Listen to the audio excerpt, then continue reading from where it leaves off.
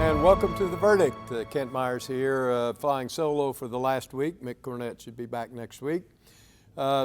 We really have an important topic that we're covering on this show, and it's a subject that could take several shows, but we're just going to be able to do what we can do today on the topic of racism in Oklahoma. We have two gentlemen well qualified that you'll meet in the next segment to discuss it. They are gentlemen who know about it, have lived it, understand it, and I think can give you a perspective that you will find very useful. So our topic today is racism in Oklahoma. Welcome to The Verdict. Really glad you tuned in. We're going to take a break now and we'll be back to get started on our show. You're watching The Verdict.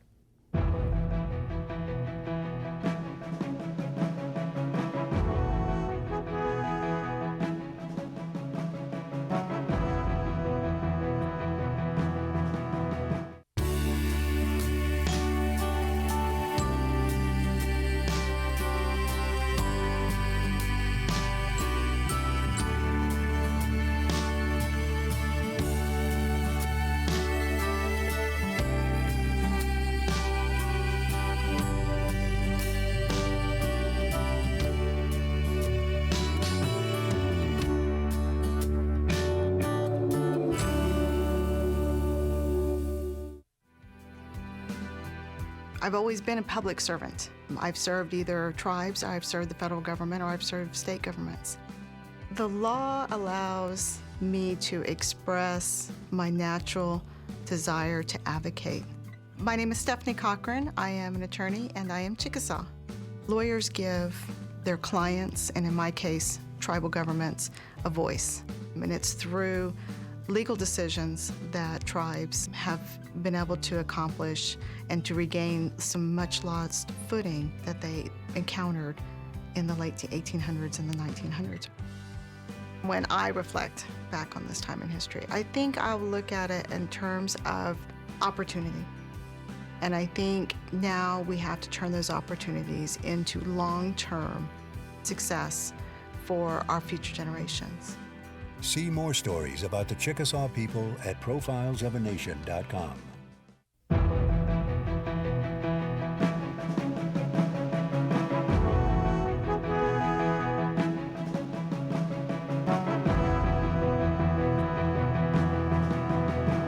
We're back.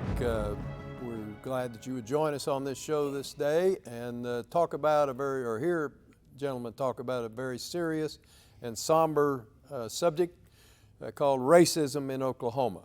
I'd like to introduce our two guests. On my left is the Reverend Lavel Crawford, the pastor of Avery Chapel AME Church here in Oklahoma City.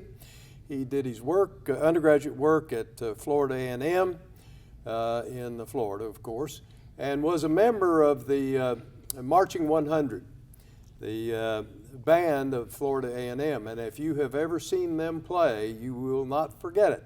They were probably recognized as one of the best, if not the best, in the nation. He has had a number of years ministry in Florida before we snared him to come to Oklahoma. He had a little stint in Arkansas, but we can forgive him for that. And he came to Oklahoma a few years ago in 2014, I guess, a couple of years ago, and joined the Avery Chapel. He has won many awards for his work in the ministry as well as his work in the community. And this is his first visit to The Verdict, but we really hope it will not be his last. Reverend Lavel Crawford, welcome. Thank you, Kent. Thank We're you glad to have you. Good to be here. On my right is a special guy to me. He's a friend of mine for 40 years, and that's literally 40 years, Bob Alexander. Bob did his undergraduate work at Howard University, where he graduated magna cum laude and was Phi Beta Kappa. He went on to Harvard Law School and graduated there, and then came straight back to Oklahoma City, where he was a clerk for Judge William Holloway for a couple of years, then came to practice with my firm. I'm quite proud to announce and remember that. Then he went out on his own and is now leading a law firm here in Oklahoma City that specializes or concentrates its practice in product liability defense, and they do the best work around. Very well known nationally as well as here in Oklahoma. Bob also has been an adjunct professor at the University of Oklahoma, and I want to introduce him personally as a guy whose friendship I treasure. Bob, welcome. Thank you, Ken. Glad to have you. And that's likewise. And I said I wouldn't say this on the air, but I'm going to. His nickname is Flash because of how fast he used to run. I don't know that he still does that now, but he used to. Emphasis on the used to. Used to, that's it. Well, welcome to both of you. Reverend Crawford, how and why did you come to Oklahoma City, and what is your vision for your ministry here? Well, I came to Oklahoma City through a transfer. I'm a Methodist pastor in the African Methodist Episcopal Church, and the AME Church was founded in 1787 by Richard Allen. And the impetus for the founding of the church came through racism, because Really? The worshipers there at St. George's Methodist Church, who were African American. Where was that? That was in Philadelphia. I see. They were not allowed to worship freely. In fact, they were pulled up from their knees from the altar. And so Richard Allen, along with Absalom Jones, they decided that the Bible they were reading did not allow for that kind of treatment, particularly of God's people. And so they founded another movement, the Free African Society, which became the African Methodist Episcopal Church. And we hold the distinction, as far as I can remember, of being the only church institution needing a Supreme Court decision to incorporate. We incorporated in 1816 via a Supreme Court decision. And so we understand racism at its core. We understand what it can do and how it tries to block. But I'm here because of a transfer. I'm an itinerant minister in the AME Church. That means we are subject to be moved from time to time. And I'm glad to have had the opportunity to come to Oklahoma City from Bethel AME Church in Little Rock. I'm here to preach the gospel. I'm here to serve the people. In fact, at Avery Chapel, we are equipping the people. We are empowering the community, and we are loving people. We are reaching out. We're not judgmental, yet we are lifting up the standard that Christ calls us to lift up. And so I'm here in Oklahoma City to be a servant and to do what I can to lend myself, whatever talents I have, whatever gift I may have, whatever resources I can bring to the table to make a better community. And that's just across cultural lines, not just for African Americans, but the gospel is for everyone. And I believe that when the church begins to open its doors and open its heart, that people will again begin to cling to the truth that God has presented to us through the Bible. Well, so your church actually was founded out of racism. Yes, because of it. And your church has a long history of having to deal with it to exist and prosper. In fact, the African Methodist Episcopal Church will celebrate its bicentennial in Philadelphia next July at our conference. We have every 4 years. Will you get to go? Yes, I hope so. Yeah. I intend to be there. But yes, we'll celebrate 200 years of serving the community and being a lightning rod against or in the pressures of social injustice in America. The AME Church has always been involved. We've been in the background, but we helped to organize during the Civil Rights March. I think the AME Church is best when it is involved in the social ills of the community, those that are self-imposed as well as those that come from outside forces. Mm-hmm. Wherever the community needs us, I think the church should be available. Bob, Reverend Crawford's now with the Avery Chapel, and you have a long personal history with the Avery Chapel. Can you tell our viewers about that and your father and mother? I do. I Mama is still living. She's 99 years old, and give her my regards, by the way. I will, and in wonderful health, thanks to the Lord. I came to Oklahoma by a similar path. My parents are native Georgians, and after World War II, on the GI Bill, Mom and Daddy went to grad school at Boston University, and then from there, Daddy was assigned to be president of a church college, an AME church college in Little Rock, Arkansas, Shorter College, where my sister and I were born. Oh. But Daddy always wanted to pastor a church, and so when I was 10 months old, he was transferred, because he was an itinerant minister, he transferred from Little Rock to Avery Chapel. And so where he pastored until the year before his passing. He was pastored at Avery from 1952 to 1972. That's hardly a definition of an itinerant, is it, to have that long a stay? Well, go. And Avery was founded, bit of local history, the day of the run, April 22nd, 1889. Wow. And there were 3 churches that were founded that day: St. Luke's, First Methodist, and Avery Chapel. And so Avery Chapel is the oldest black congregation in the city and believed to be the state. I would echo some of the sentiments that Reverend Crawford just stated, that we're at our best when we serve each other and love each other. And we're all called to do that from our various stations in life. Not only from the pulpit. I think the real work is done from God's people seeking to find ways to love each other and to know each other. In the field. In the field, because as one of the quotes I think was on the screen during the introduction was, ignorance breeds racism and, yes. And fear. It's been my experience that the more we get to know each other with a loving heart, the more we see we have in common. Just before we went live, we've known each other 40 years, and I didn't know that you were a drummer. Or the Reverend Crawford was a drummer. We got 3 drummers here, folks. Back in the day. So if you hear some din coming over your TV set, that's it. But things that small can be a connection point from where people can begin to probe in and get to know each other better, because we tend to see each other from a distance. I can remember from the time that I got old enough to when I couldn't follow my mother into public restrooms at the airports and train stations, that I kind of had a growth spurt early. People would see me as differently, and also as kind of being feared, and not necessarily the way that my brother was seen. My brother is not as tall as I am, and so my wife explained it to me. She said, "Well, baby, people see you, they see a Doberman, and Wow. and I, as opposed to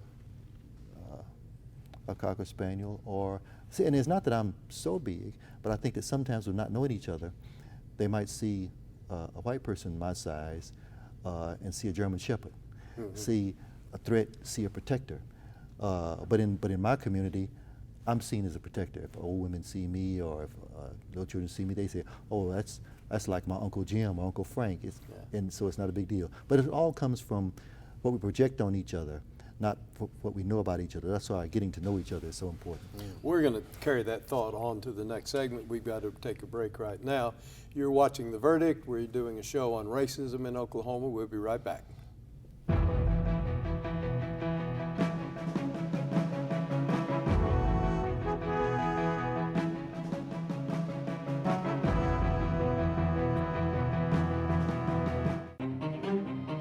People have been talking about energy independence for a long time. It's always been popular, but today it's possible. We have an enormous supply of oil and gas in the United States, much more than we thought just a few years ago. New technology, massive new discoveries, largely made by Oklahoma companies. It literally changes everything. And Oklahoma is leading the charge. Go watch this video to see why. Energy independence starts with us. The good life comes naturally to Tulsa, where nature's beauty is matched with an eye for aesthetics. A legacy of neighborhoods graced with lawns and landscaping and handsome homes. A place that seems to have patented an ideal lifestyle. Bank First is loyal to the quality of life Tulsa assures its citizens, to the priority placed on education, culture, and growth. Loyal to builders who transform raw land into residential charm. Developers who see opportunity and add vitality to Tulsa's economy. Bank First serves both enterprise and private lives that need a loyal partner. It's how we help nurture this city's very good life. Bank First. Loyal to Oklahoma. Loyal to you.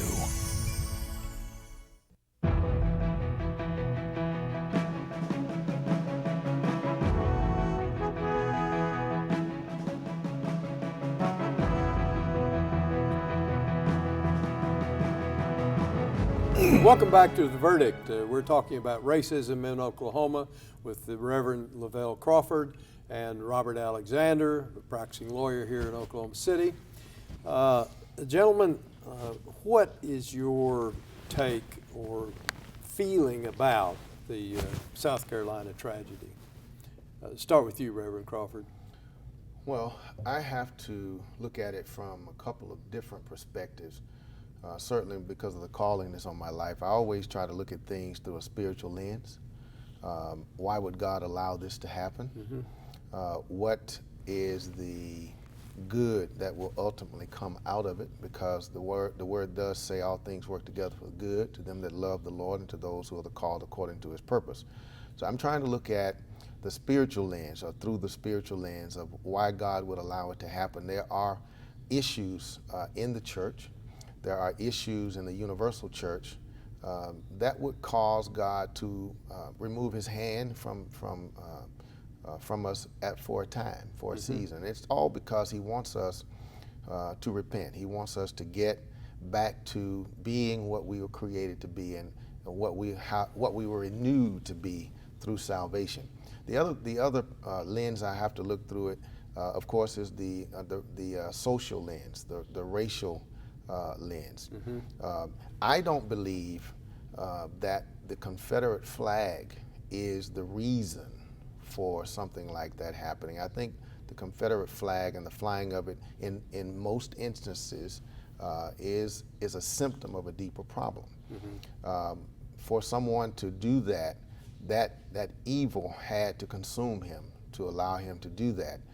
But beyond that, what other notions are we to grasp that would cause us to take a look at ourselves across the universal church? This happened in a black church, but it could have happened in any church in America. And there have been instances where people have gone into churches to threaten lives, but it didn't turn out the way that it did in Charleston.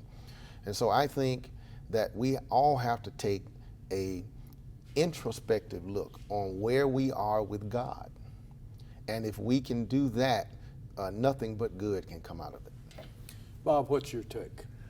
I thought that what struck me about it was an act of pure evil.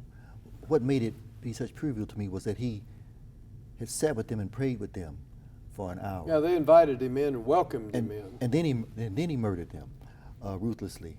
And but then the reaction that we now experience, I think, was because it was offset by an act of almost pure love. Because I could see conceptually, and because of our teachings, getting around to forgiving you. In my, let's say, limited faith, I'd say, well, you got to ask me first, and then I'll chew on it and I'll get around to it. But even in that context, if it's one of my children, I just don't see that happening. Unless I experience some strength from the Lord in that moment that I can't summon sitting right here in this chair by myself. Mm-hmm. But so that's why I think it was. I think that that's what moved that community, because it was so astounding to anyone who witnessed this that the next morning you can forgive this person face to face who did these kind of things to you. And that happened. And that happened. People just have to sit back and be awestruck at that, which is what happened. The people who were changed say that is what caused them to be moved that way. And so when people are moved in that manner, when you see Senator Strom Thurmond's son And when you see the lady, the representative who spoke so eloquently, who's Senator Jefferson Davis, and others, and during the Selma encounter, the daughter of Governor Wallace, you know, I don't think repudiating their legacy. I think really enhancing the legacy that was handed to them, and what they've been able to do with what was placed in their hands. So I think that that's a really profoundly inspirational to all of us, that we can do better, and it's possible to do it. And sometimes the source of inspiration for doing so will come from the least likely circumstances, or even the darkest, the most horrific of circumstances that can happen. That's similar to what happened, by analogy, the Oklahoma City bombing. Yeah. It was a rallying point, 9/11, and likewise. Let me ask you about the Confederate flag. Reverend Crawford mentioned it just a second ago, and I'd like any further thoughts you may have about that. When the President Obama was recently here in Oklahoma, some folks lined the highway with flying the Confederate flag in an obvious attempt to be disrespectful to the president in some fashion, or make some statement. What's your view about the impact or significance of the Confederate flag? We talked about, let me say, lack of awareness, a lack of historical awareness, to use a less confrontational term. That's pretty charitable. But ignorance is also true, but that's just, you can't start a conversation with someone like that. And so, I'm 64. I remember when the Confederate flag resurrected, to use a poor term, in about 62. And then I read like that it really started in 48 at the Democratic Convention, when the Senator Humphrey and others, and Truman, introduced an anti-racism plank into the convention. Strom Thurmond Sr.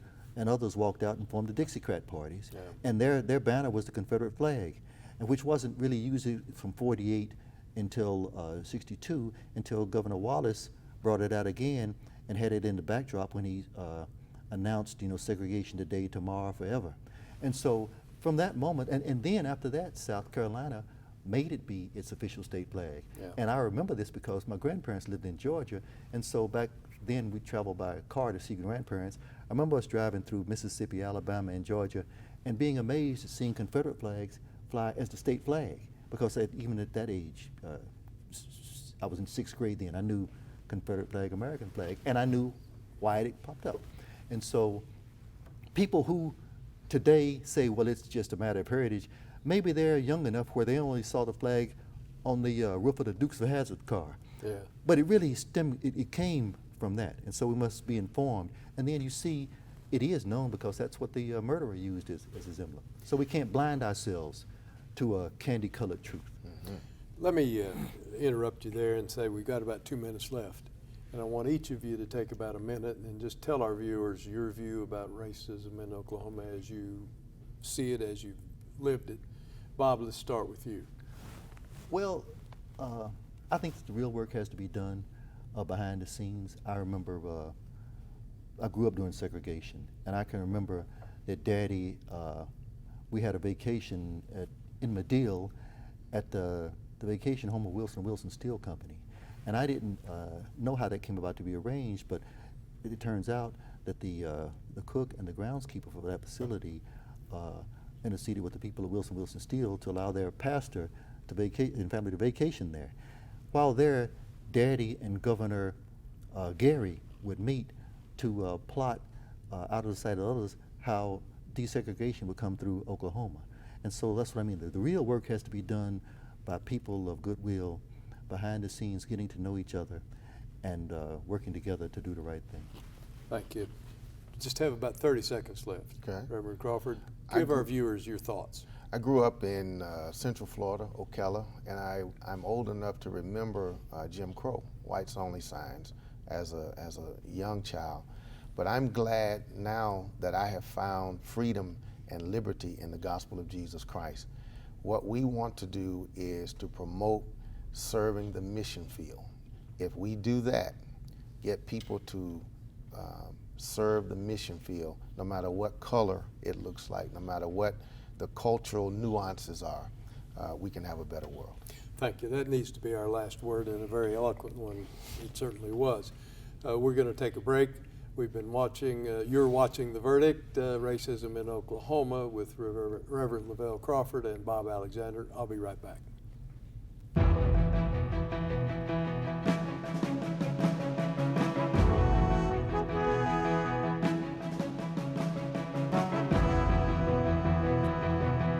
There are now 11 million of us who live here and work here. I was 15 when I came here 6 years ago. I raised my family here, drive my truck to my job every day. The only difference between now and 6 years ago, I do it legally. I wanted to, because this is my home.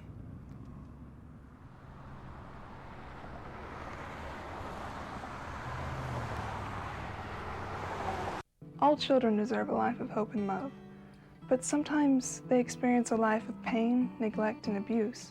When that happens, each child deserves all the quality assistance and representation that can be offered in our legal system.